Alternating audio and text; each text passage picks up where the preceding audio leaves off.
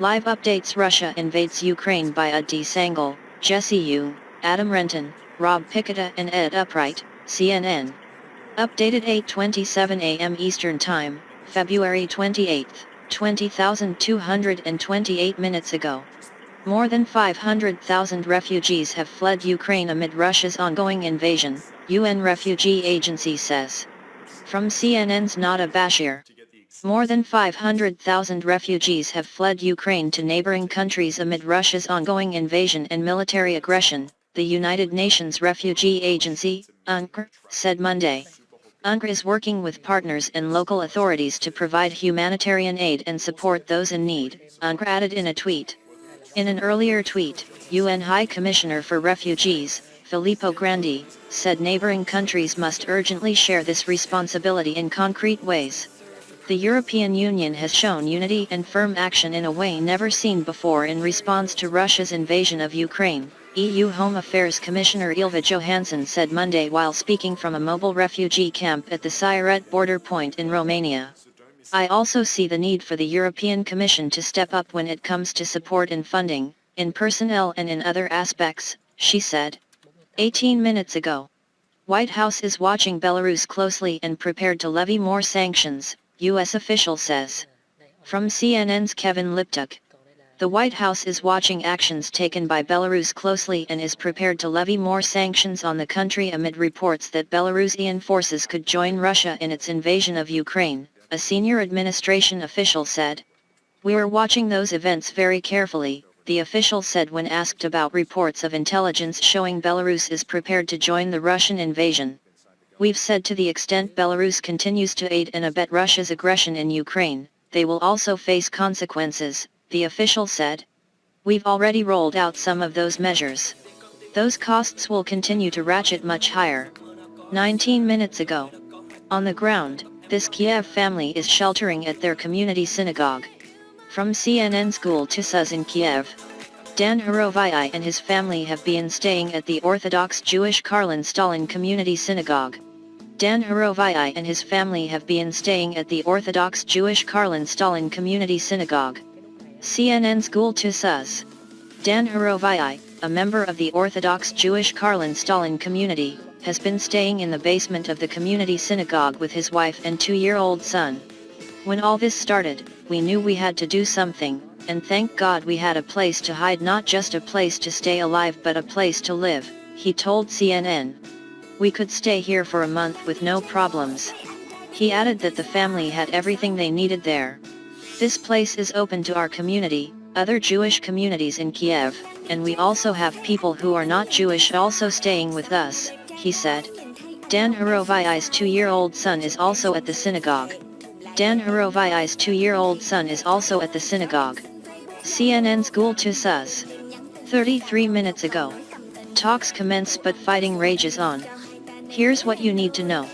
Battles have continued throughout Monday near several key Ukrainian cities, even as delegates from Ukraine and Russia sat down for talks.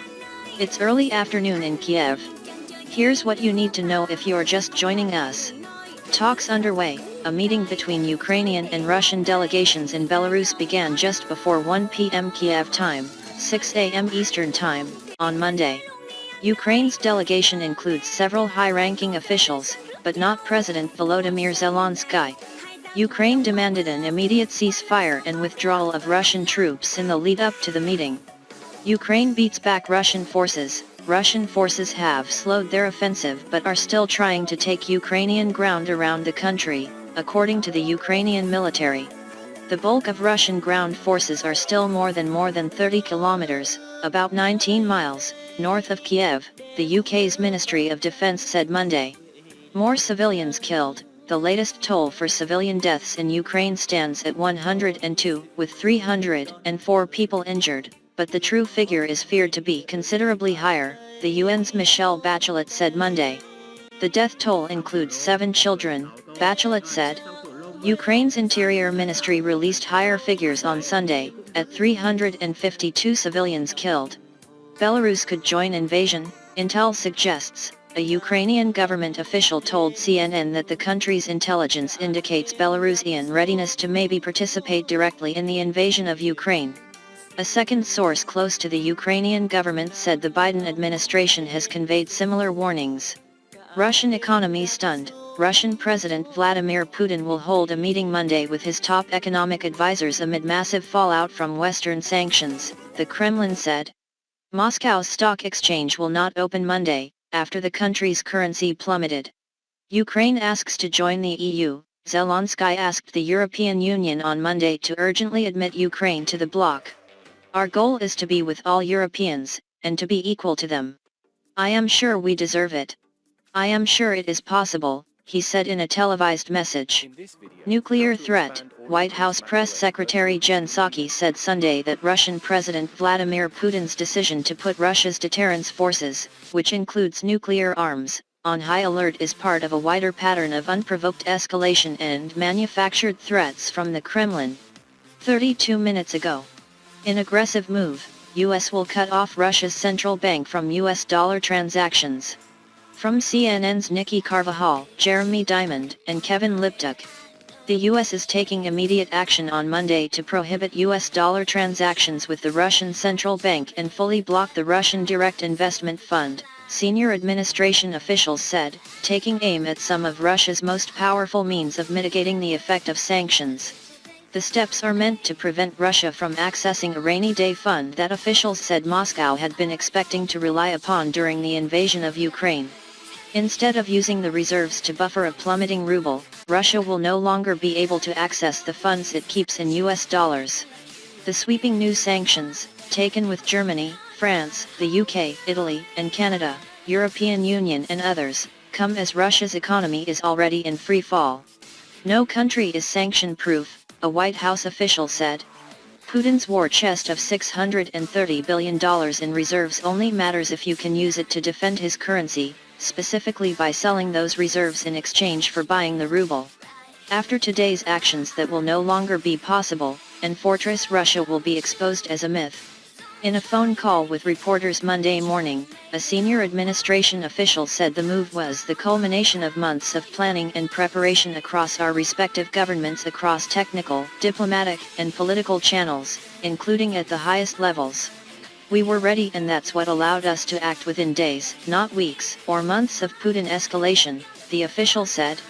Our strategy, to put it simply, is to make sure that the Russian economy goes backward as long as President Putin decides to go forward with his invasion of Ukraine, a second senior administration official said. In a bid to mitigate the impact of the sanctions on U.S. and European energy consumers, the Treasury Department will exempt most energy-related transactions from the sanctions, a significant carve-out in the sanctions. One official called the ongoing sanctions a vicious feedback loop that's triggered by Putin his own choices and accelerated by his own aggression.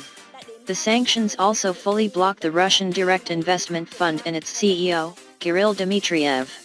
Officials said they were symbols of deep-seated Russian corruption and influence peddling globally.